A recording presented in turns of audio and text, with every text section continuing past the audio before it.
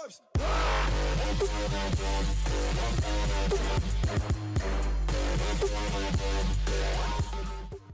48 hours ago, I posted on a Facebook page for both Xbox One and PlayStation 4, and I asked the players, if you had a wish list for Battlefield 1, what would be on top of that list? Here are the top 10 things that players themselves want added to Battlefield 1. Coming in at number 10 is unlocking weapons through assignments. In Battlefield 3 and Battlefield 4, players had to work to get weapons. Now, they simply level up, collect war bonds, and buy a weapon. There's no real challenge behind any of it, and players feel like they're kind of floating through and don't have as much to play for every match. Yes, they do have the medal system, but most players don't even like that because 3 out of the 5 medals that they get for that week don't even really tie into how they want to play Battlefield. I understand that DICE may be forcing players to get out of their comfort zone a little bit more and explore the game, but players like to play this game the way that they want to play it, and that has always been the beauty of Battlefield games. Going back to the old system of working to get a weapon will really get the community more involved in their gameplay and make them feel like each match they can work for something that they want to work for. Number 9 on this list is the opportunity for players to quit a match after the match ends whenever they want. Right now, by the time a player looks at the scoreboard or even has it load in for them if they're lucky, they end up running out of time and they have to wait for a whole new match to load in before they can even quit out. This makes it really inconvenient when you add in the fact that there is also a big issue with joining as a squad. Most people like to get together on the home screen and then join a server, but 9 times out of 10, they're on opposite teams and you can't join because it becomes unbalanced or teams are already full. If a squad wants to join a game, let them join a game that has room for them. But if this isn't going to be fixed, at least let them quit out whenever they want instead of having to wait through a whole entire load screen, which takes forever as it is, just to get out so that they can try again. Number 8 comes by the way of the game mode Operations. New to the Battlefield series, this game mode has been a huge hit, and there has been such a desire on social media for more. Players want the chance to be able to have more epic battles across more maps, and I understand that this is just the vanilla version of Battlefield 1, and there will be additional maps with each DLC. And I'm hoping that with these additional maps, they will add in additional operations because this new addition to Battlefield 1 has been great, and I hope that they continue to build on it. Coming in at number 7, but probably a lot higher on a lot of people's list, is the skip revive mechanic.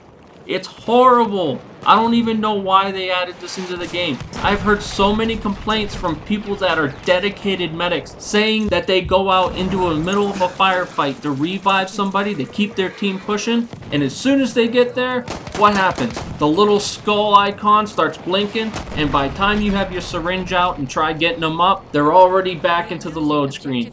I don't even understand this mechanic anyway, because if you do skip your revive, you still have a timer to load back in. So removing this mechanic from Battlefield 1 will really make the medic class that much more important and viable on the battlefield. Because right now, a lot of medics are saying, why even bother revive, or why even bother risk their neck to go out and get a risky revive if they're just gonna skip and leave them standing there just to be shot and killed themselves. Number 6 is the game mode Squad Deathmatch. For those of you who are unfamiliar with what this is, it's a game mode in which there's 4 squads pitted against each other on a small sized map, and the first one to get 50 enemy kills wins.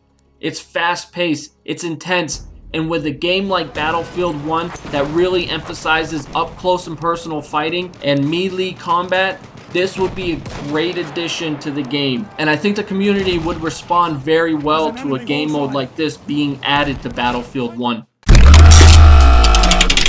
Coming in at number 5 is more war stories. With Battlefield 1, DICE completely redid how the campaign flows, and they did a great job. But with the huge scale of World War I, there's so many more different avenues that DICE could take and so many more characters that they could introduce to give players more of a feeling of just how big this war was. Now, if they do decide to add more war stories, I hope that they take the format from Through Mud and Blood, because that was the best war story out of all of them, in my opinion.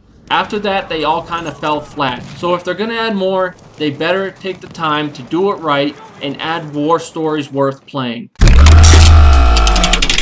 Number 4 on the list is the ability to demote or kick out useless squad leaders.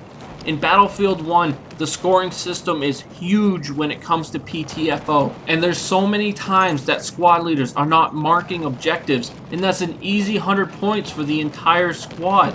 If players are going to take the role of a squad leader, then they need to mark the objectives, they need to give out orders, and they need to work with their squad. There's so many opportunities for players to top the scoreboard by completing objectives that the squad leader puts out. If you're not going to be a good squad leader and you don't want to give up that spot, then the players in that squad should have a chance to demote you out and get someone in there that will. Number 3 is gun glitches. I don't know how many times after I've been revived, my weapon doesn't even work and I'm stuck in kind of a half-aim sequence. I'm sure you saw in the footage earlier where my pistol just kept bouncing left and right and I couldn't even control it for no reason. There's also times being in the Behemoth, I get stuck in the anti-air gun and it doesn't even shoot. I've seen entire matches and operations where the airship can't shoot from a single weapon and it just simply gets taken down.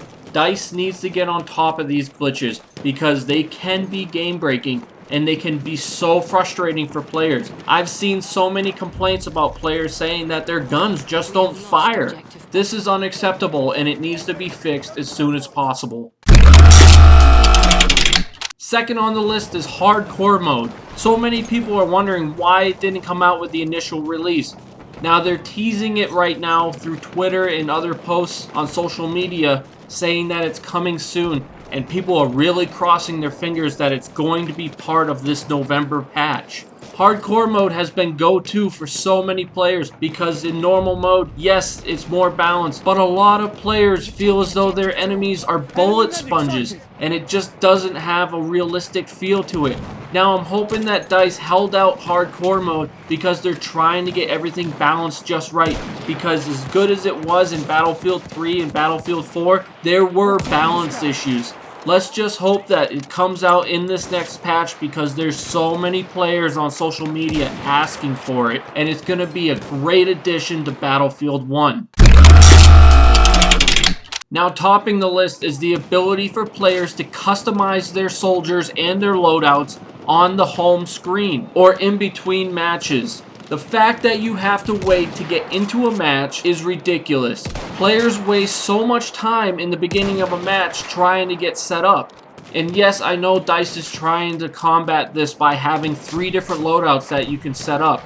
But you still have to wait till you're in game to select those preset loadouts. If you're able to get stuff done ahead of time, especially during the long load times, this would allow players to get into a match and immediately start playing. And until this is introduced, players are going to be missing out on the first couple flag captures or the first initial push in an operations mode. Players need to be able to join and fight right away. This makes the gameplay flow so much better, and players won't have to waste time doing things that they have plenty of time to do in other places. Now I know I've spent the better part of 9 minutes completely bashing Battlefield 1, but don't get me wrong, I love this game. It's a ton of fun. I play it every day.